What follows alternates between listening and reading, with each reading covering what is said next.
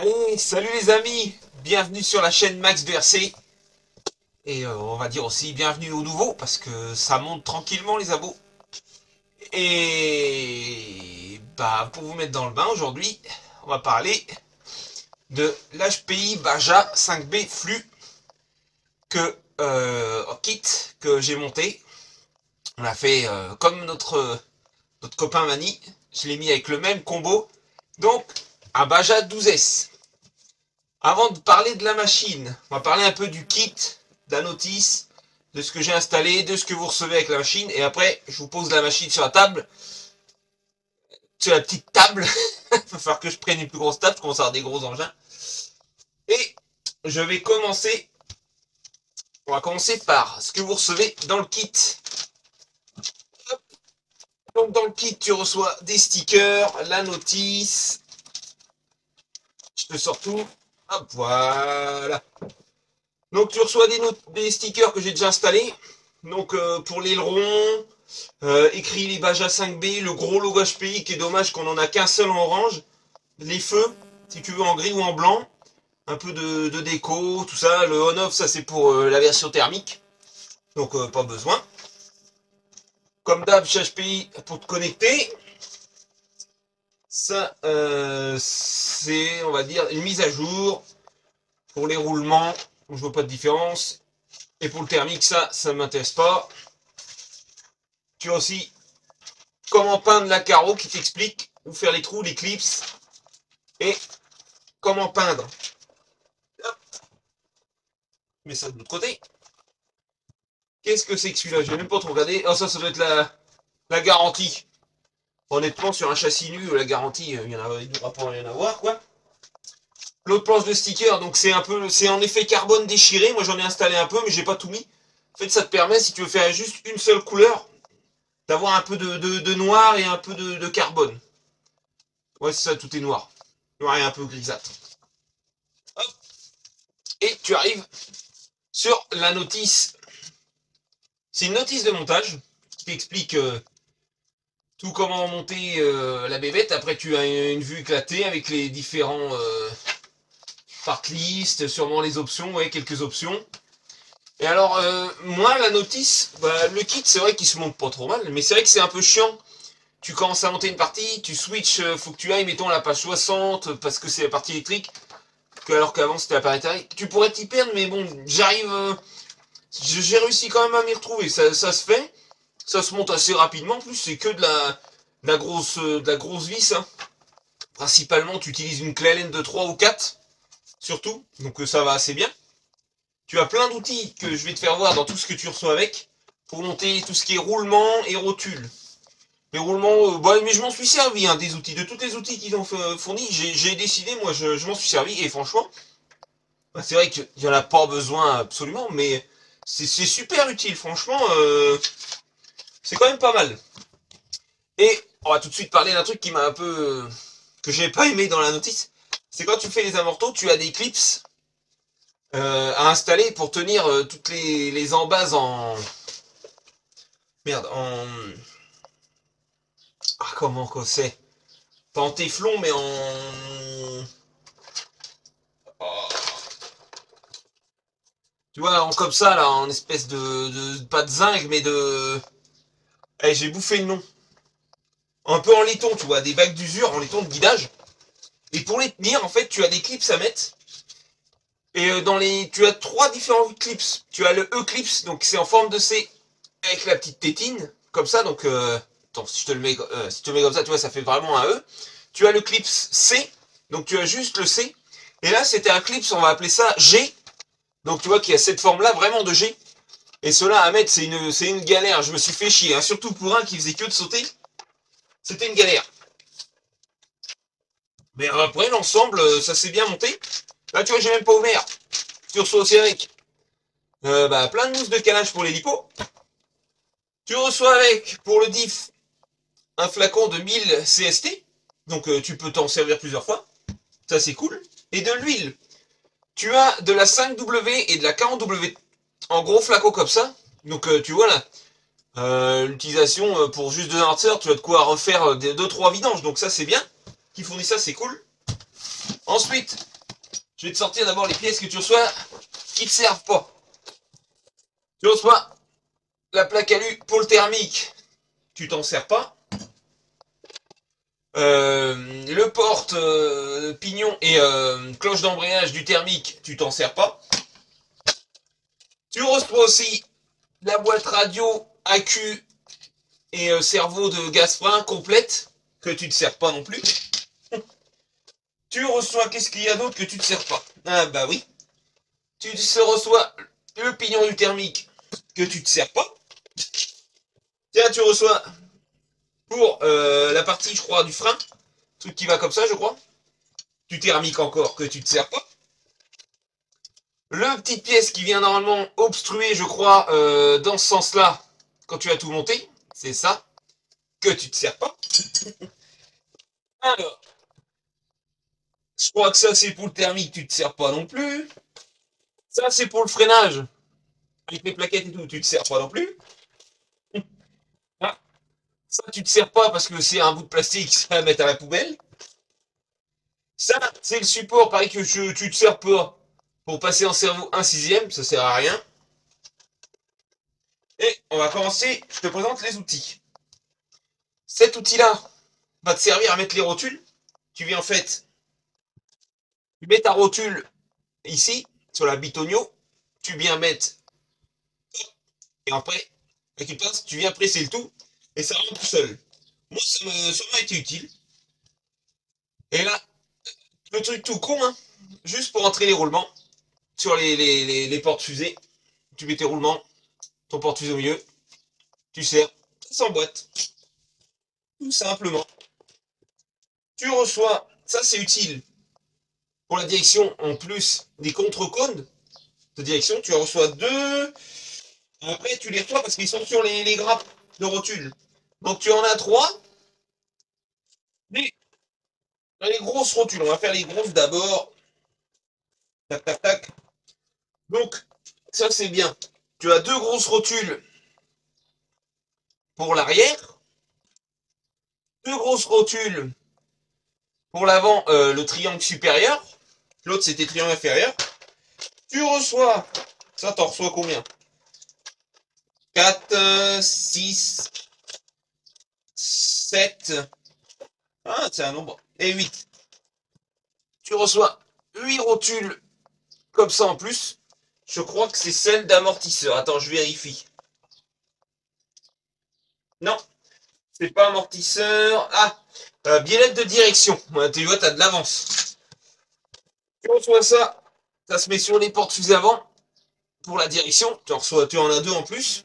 C'est pratique aussi. Tu as deux bagues pour les amortisseurs pour mettre les doubles ressorts. Tu en as deux parce qu'en fait à l'avant ils te les fournissent mais tu as qu'un seul ressort. Voilà. Là je te montre, tu reçois. Ça c'est toutes les inserts. Là, tu reçois toutes les inserts comme ça de 1 à 4 degrés pour les portes fusées arrière. Ça c'est nouveau. L'ancien Baja il avait pas ça, je me rappelle. Tu reçois ensuite d'autres clous comme ça. Tu vois, pour la carreau, tu reçois ça. Des palonniers plastiques. Et tu reçois les petites rotules comme ça. Encore pour deux directions. Tu en as de différentes tailles. Tu as plein de trucs comme ça. Quelques bacs de réglage comme ça. Numérotés. D'autres cibles de palonniers de cerveau. Ça, c'est ceux. D'ailleurs, moi, j'ai rangé ceux de direction. Je les ai rangés. Là, c'est ceux pour le gaz frein. Tu en reçois 3. Tu reçois du 23, 24 et 25. Ouais, bon, classique. Il reste deux, trois autres pièces là-dedans du thermique. Et tu as ces pièces-là. Et moi, je me demande si c'était pas les anciennes pièces sur les anciennes versions des amortisseurs. Alors pour moi, je crois que c'était monté comme ça. Parce que là, honnêtement, des Baja, moi j'ai dû en avoir 3, 4, mais que en thermique. Mais il y a de ça plusieurs années, j'ai eu 3 B et un T. J'ai même eu un B. C'était un des vieux, il avait encore le châssis violet. Que Mani, il n'aime pas. Moi, j'aime bien le châssis violet. Moi, j'aimais bien le look vintage qu'il avait avec la carrosserie jaune et tout. Ça pétait bien. Moi, j'aimais bien. Hein. Le violet, j'ai rien contre. pour ça que j'aime bien Pop Toy. Il y a du violet, moi j'aime bien. En radio, moi dessus, avant que je mette la bête, j'ai mis ma Dumbo, ma fidèle Dumbo. Maintenant, je commence à avoir quelques mois. Alors, je la commence à bien la manier et tout, bien savoir. Donc, moi, je l'aime vraiment bien. Son plus gros défaut, j'ai envie de te dire, faut que j'achète, c'est un pack lipo, parce que c'est une dévoreuse de piles, mais à vitesse grand V. Hein. Elle consomme. Ça, c'est l'écran couleur. C'est garanti. Allez, je te pose la bête. On va essayer de la poser. Bah, où je vais la garder dans mes mains. Et voilà.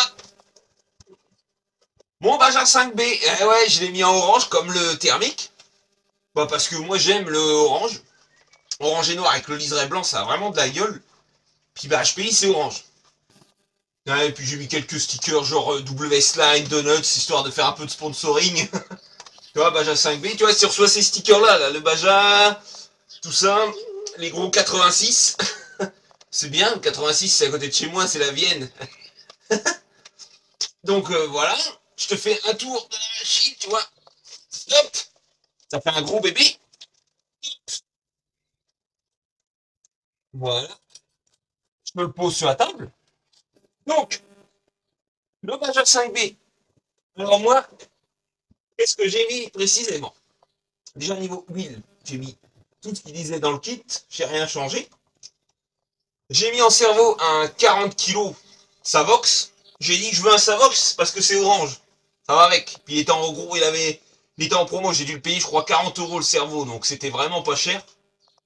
Donc j'ai mis un petit Savox 40 kg en 7.4. J'ai mis donc le contrôleur Lobby Wing S-Run G2 Max 5. Donc de 6 à 12S, un capteur. La grosse canette, ça je vais vous mettre une petite photo en plus.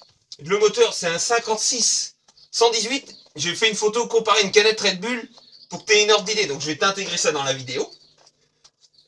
J'ai mis ça et le pignon de 14. Je me suis servi. Mani m'avait dit que tu peux mettre jusqu'à 16. Donc j'ai dit je vais laisser le 14 parce que pour le moment j'ai pas encore ce qu'il faut en lipo pour le faire tourner en 12S. Donc pour le moment il tourne en 8.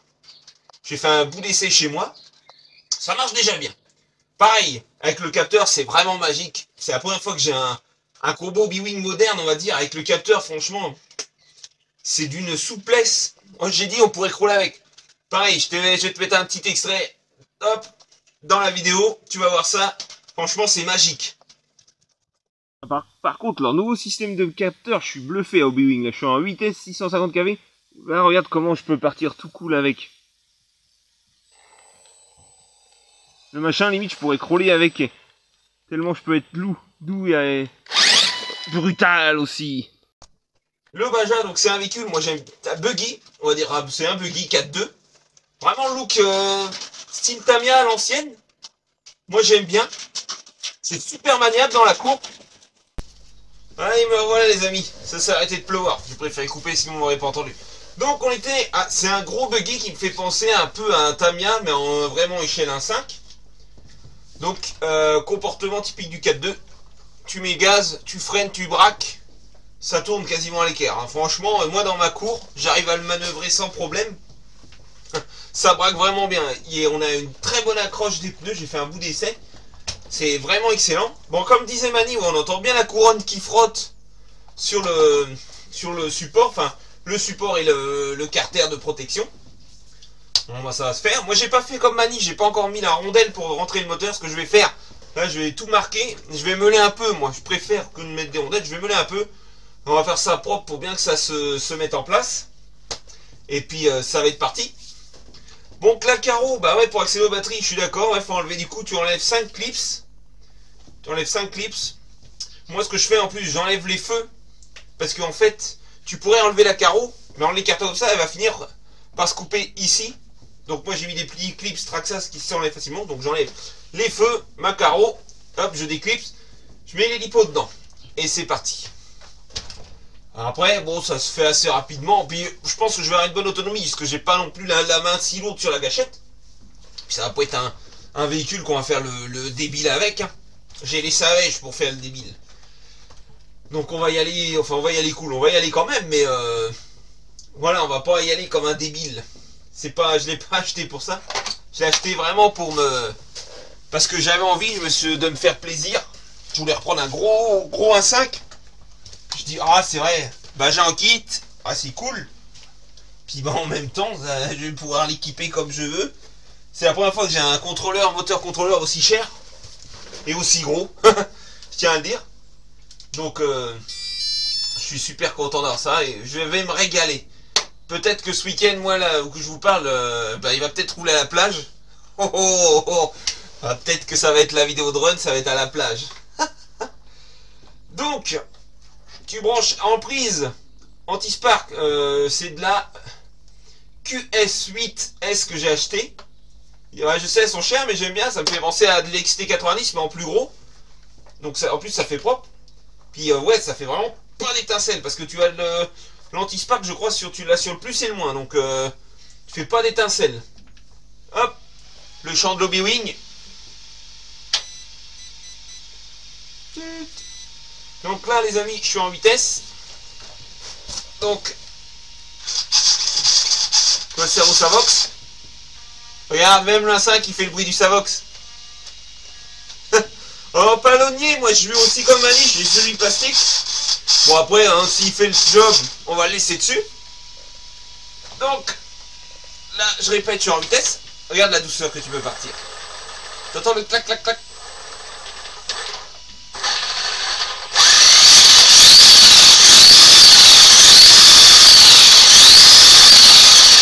On a du ballon, mais un petit peu. J'ai pas mis de turbo. J'ai rien mis. J'ai mis ma coupure à 3-4. Du coup, pas de turbo. Déjà pour commencer, hein, je pense après les gens vous laissent, j'aurais pas besoin du turbo.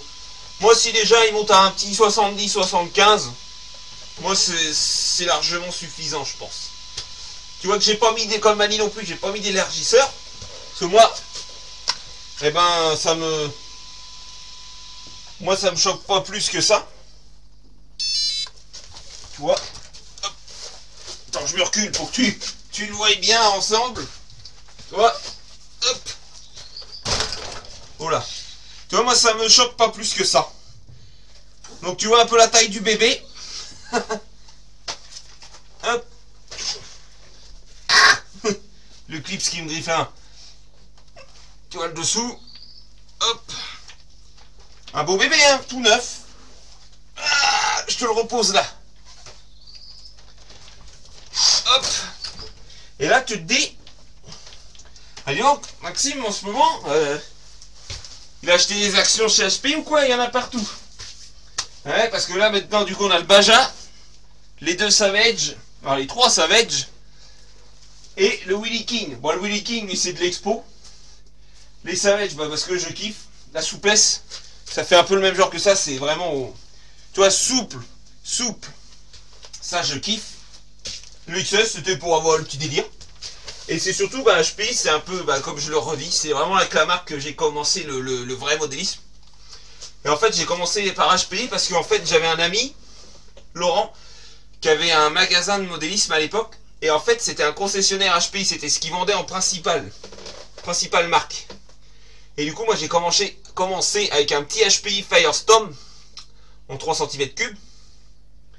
Et bah, en fait, HPI, c'est vrai que...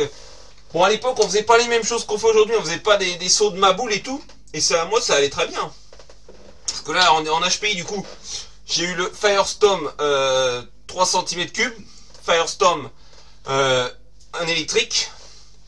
Donc là, les deux Savage, le Willy King, le Crawler King, le Willy King Nitro, le Savage 3,5 que j'ai eu, Sprint 2, j'ai eu la Formula 10, donc on est déjà à 10 châssis.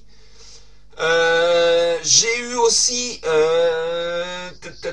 le Trophy Truggy en 4,5. Celui-là, j'aimerais bien me le reprendre en flux parce que c'était vraiment ma voiture que je préférerais à l'époque. Franchement, j'étais amoureux de cette caisse. Elle était pareil, toute souple, un peu un Truggy à l'ancienne, mais beau, avec des belles jantes, une belle carreau, des amortisseurs fins, mais super longs. On était super souple, c'était super agréable. J'ai eu ça. Qu'est-ce que j'ai eu d'autre? Ah, je suis sûr que j'en oublie.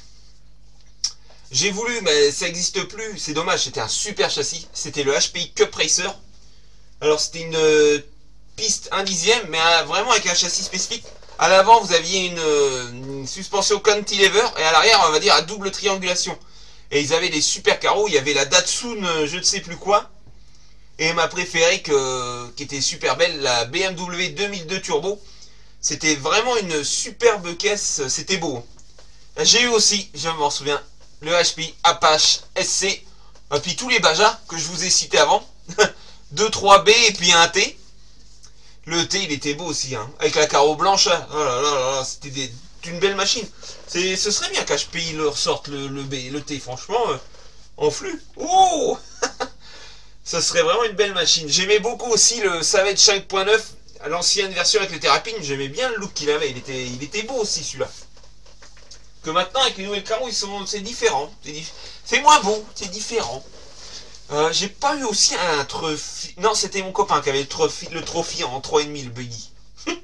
C'est déjà pas mal, hein. J'ai presque eu tous les modèles de chez HP. Ah si, il y en avait un autre, je viens de le zapper. Je vous mettrai lui une photo parce que il était un peu moins courant, il était super beau. C'était le mini trophy truck, c'est ça. Donc c'était de l'1,12 ou de l'1,16 ou un 1,18, c'était moins que du 1,10 c'est sûr. C'était super beau avec des bras tirés à l'arrière. C'était un short course mais vraiment style réaliste. C'était un petit poids lourd mais il était super beau franchement.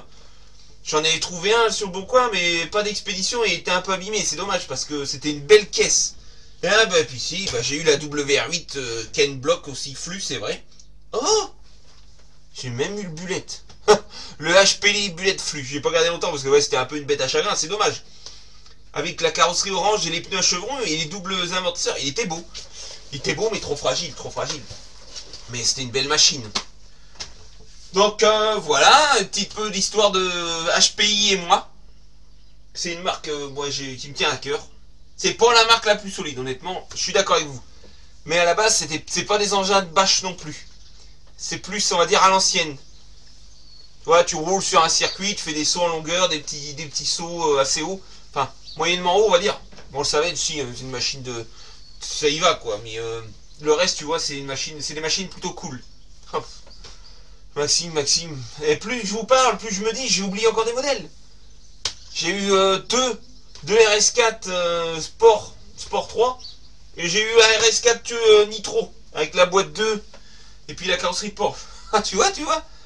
Tu reparles à HPI, tu te rappelles, en fait, j'ai dû avoir une vingtaine, 20-25 modèles différents chez HPI. Donc, ouais. Ah bah oui, parce que des Crawler King, j'en ai même eu deux, en fait. Ouais, je dis un, mais j'en ai eu deux. J'ai eu le Land Rover, et après, j'ai eu le Bronco. Ah bah, ouais, non, mais chez moi, il faut pas que je compte tous les modèles que j'ai eu, parce que, alors là, je crois que... Ça se compterait presque en centaines, je pense. On va dire, Maxime, t'es un consommateur de RC. Donc, je te refais voir quand même la bête, tu vois, le tour. Le tulle, il n'y a pas le pot là qui sort. Hein. Et regarde-moi ça, comme c'est beau. Hein. Puis, regarde-moi ça. Regarde-moi ça. Comment que ça se pose. Et puis, il est super facile à manier, franchement. Regarde-moi ça. Ça, c'est beau, hein. Ah, c'est beau. Franchement, super facile à manier. Bien. Tu vois, par rapport aux anciens, il y a quand même quelques évolutions, donc bah, c'est pas mal. Mais c'est vraiment des petites broutilles. Mais ouais, super content. I love you. Allez les amis, c'était Max Versé. Donc le run, soit dans prairie, soit à la plage. En vitesse pour le moment, je suis désolé. On va voir du coup ce que ça donne en vitesse. Autonomie chauffe. Bah chauffe moteur on n'aura pas, mais chauffe lipo on verra bien. Et après on va parler à l'atelier, il y a une autre machine qui est arrivée peu de temps après celle-là. Là à l'heure que je vous parle, elle est montée. J'ai pas l'électro encore, mais elle est montée. Et bah pareil, c'est une machine que Mani l'a déjà présentée. Et très agréablement surpris. Franchement, cool machine. Ah, je sais pas si tu la vois. Ah non, tu la vois pas. Elle est juste là au-dessus. Au-dessus. Ce que je peux te dire, c'est de l'In7. C'est pas du crawler, c'est pas non plus du SC, c'est entre. Et ça va jeter en 4S. Allez les amis, c'était Max Versé. Je vous dis à la prochaine. Topette.